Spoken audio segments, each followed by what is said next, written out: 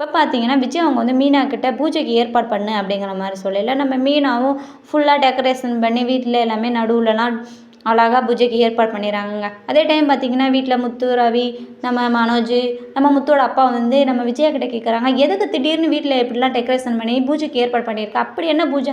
அப்படிங்கிற மாரி கேட்கல, நம்ம விஜய் அவங்க வேகமா வந்து, "ஏங்க நம்ம வீட்டுக்கு சாமியார் வர்றாங்கங்க, இப்போ வந்துருவாங்கங்க" அப்படின்னு சொல்லிட்டு சொல்றாங்க. உடனே பார்த்தீங்கன்னா, அவங்களும் வந்துர்றாங்க. "வாங்க சாமி, வாங்க சாமின்னு" சொல்லிட்டு ஒருத்தவங்கள வீட்டுக்குள்ள கூட்டிட்டு வந்து உட்கார வைக்கிறாங்க. அதே டைம் பார்த்தீங்கன்னா, பூஜையும் நடந்துட்டுருக்கு. குடும்பம் மொத்தமா நின்டு என்ன நடக்குதுன்னு வேடிக்கை பார்த்துட்ருக்காங்க.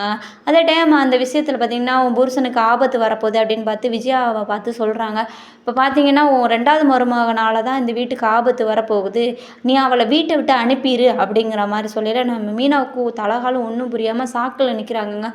மீனா மட்டுமா, மொத்த குடும்பமுமே சாக்குல தாங்க இருக்காங்க.